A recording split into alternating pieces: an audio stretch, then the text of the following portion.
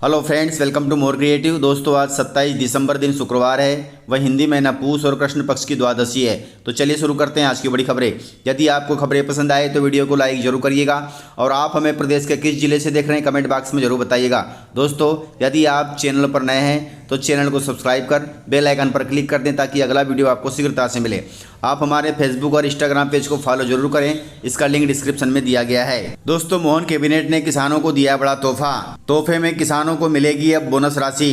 Cabinet मंत्री कैलाश विजयवर्गीय ने घोषणा की है कि धान उत्पादक किसानों को 2,000 रुपये प्रति हेक्टेयर के हिसाब से बोनस राशि दी जाएगी। यह फैसला किसानों की आय बढ़ाने और उन्हें प्रोत्साहित करने के उद्देश्य से लिया गया है। हालांकि मोहन सरकार ने धान की बोनस राशि कुंटल के हिसाब से नहीं दी है, जमीन की प्रति हेक्टेयर के हिसाब से दी है। यानी 1 हेक्टेयर जमीन पर आपको 2,000 रुपये मिलेंगे। यदि आपके पास 2 हेक्टेयर जमीन है यानी 5 एकड़ जमीन है तो आपको 4,000 रुपये बोनस राशि दी जाएगी, क्योंकि 1 हेक्टेयर में 2.5 एकड़ होता है। इस प्रकार आप अपनी जमीन के हिसाब से बोनस राशि का अंदाजा लगा सकते हैं। वहीं कैबिनेट में फैसला लिया गया है कि मध्य प्रदेश को पूरी तरह से सिंचित किया जाएगा। इसके अलावा राज्य में सभी पंचायतों में अटल सेवा ग्रामीण सदन बनाए जाएंगे, जिसमें समस्याओं के समाधान के लिए कार्य होंगे। लाडली बहनों के लिए आया है बड़ा अपडेट, क्योंकि सरकार चला रही है लाडली बहनों के लिए बड़ा अभियान। मध्य प्रदेश में सभी जन कल्याणकारी योजनाओं के लिए समग्र आईडी को अनिवार्य कर दिया गया है। इसके लिए समग्र आईडी अपडेशन का काम शुरू किया गया है। वहीं छिंदवाड़ा जिले में घर घर जाकर समग्र आईडी अपडेट की जा रही है।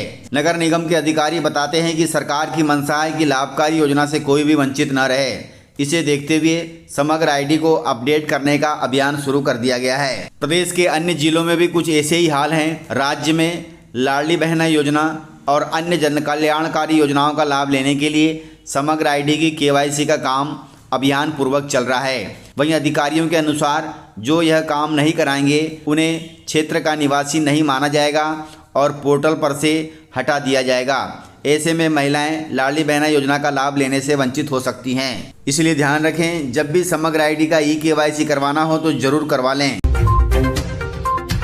दोस्तों, वर्ष 2050 तक भारत बन जाएगा सबसे ज्यादा मुस्लिम आबादी वाला देश। अनुमान है कि वर्ष 2050 तक भारत में सबसे ज्यादा मुस्लिम आबादी होगी। एक रिपोर्ट के अनुसार 2050 तक भारत इंडोनेशिया को पीछे छोड़कर सबसे अधिक मुस्लिम आबादी वाला देश बन जाएगा, जबकि उस समय हिंदू दुनिया की तीसरी सबसे बड़ी आबादी बन जाएगी। वहीं रिपोर्ट में कहा गया है कि 2050 तक भारत में 31 करोड़ मुस्लिम होंगे।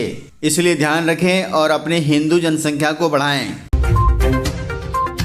दोस्तों, मध्य प्रदेश को मिली है बड़ी सौगात के तहत रीवा के बाद अब इस जिले में भी एयरपोर्ट को मिली है मंजूरी। दोस्तों, मध्य प्रदेश का 7वां एयरपोर्ट अब सतना जिले में होगा। एक ही संभाग में यह दूसरा एयरपोर्ट होगा। इससे पहले रीवा एयरपोर्ट को मंजूरी मिल चुकी है। हालांकि भोपाल, जबलपुर, खजुराहो, इंदौर और ग्वालियर में एयरपोर्ट बन चुके हैं। वहीं अब सतना में भी एयरपोर्ट बनेगा।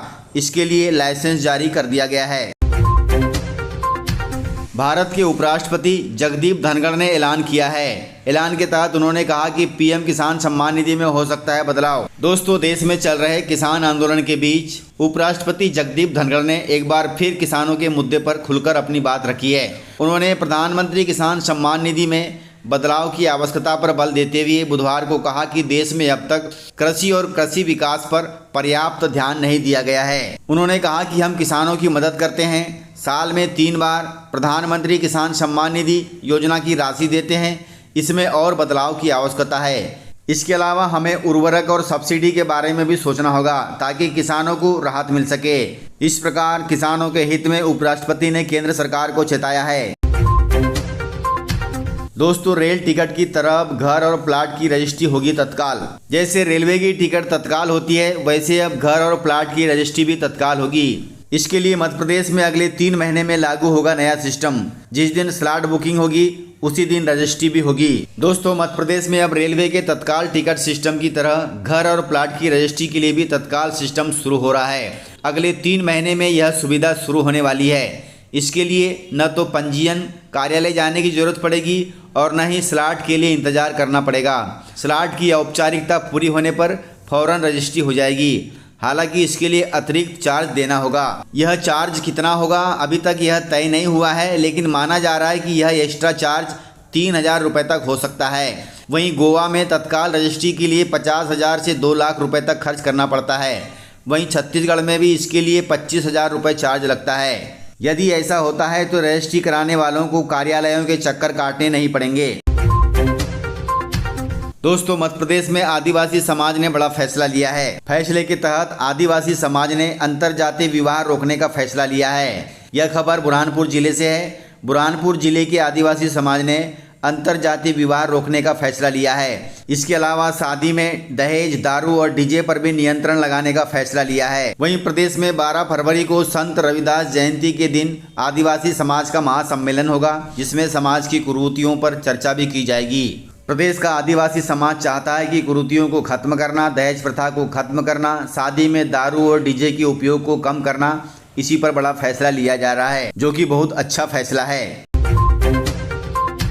दोस्तों, इंदौर, भोपाल समेत आधे मध्य प्रदेश में छाएगा कोहरा। वेस्टर्न डिस्टर्बेंस और साइक्लोनिक सर्कुलेशन के एक्टिव होने से मध्य प्रदेश का मौसम फिर बदला हुआ है।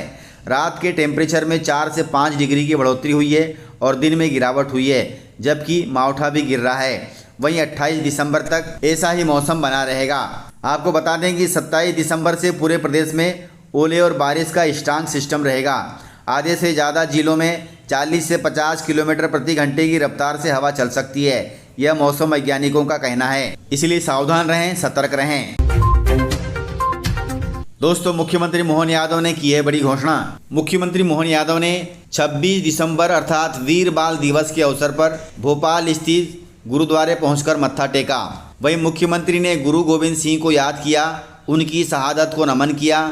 वहीं गुरु गोविंद सिंह के चारों साहिबजादों की वीरता और शौर्य को याद करते हुए एक बड़ी घोषणा की है। वहीं उन्होंने कहा कि प्रदेश में अब गुरु गोविंद सिंह जी के 4 साहिबजादों की वीरता को स्कूली पाठ्यक्रम में पढ़ाया जाएगा, ताकि बच्चे भी जान सकें कि वे सभी कैसे पराक्रमी थे। वीर बाल दिवस के अवसर पर मुख्यमंत्री डॉक्टर मोहन यादव ने कहा कि सिख समाज ने भारत की आज़ादी के लिए जो बलिदान दिया है, उसे कभी भुलाया नहीं जा सकता। दोस्तों, मध्य प्रदेश कांग्रेस के पोस्टर में भारत का गलत नक्शा लगाया गया है, जिसमें आधा कश्मीर ही गायब है। कर्नाटक के बेलगावी में 26 दिसंबर से शुरू हो रही कांग्रेस कार्य समिति की बैठक, क्योंकि इस अधिवेशन के प्रचार के लिए लगाए गए पोस्टरों में बड़े नेताओं के साथ साथ भारत का जो नक्शा दिखाया गया है, उस पर बवाल मच गया है। कांग्रेस द्वारा पोस्टर पर उपयोग किए गए भारत के नक्शे से आधा कश्मीर गायब है। भाजपा ने इसे लेकर कड़ी आपत्ति दर्ज कराई है और कांग्रेस पर हमला किया है। इस प्रकार से जानकारियां थी। तो मिलते हैं सर अगले वीडियो में, तब तक के लिए जय हिंद, जय भारत, जय मध्य प्रदेश।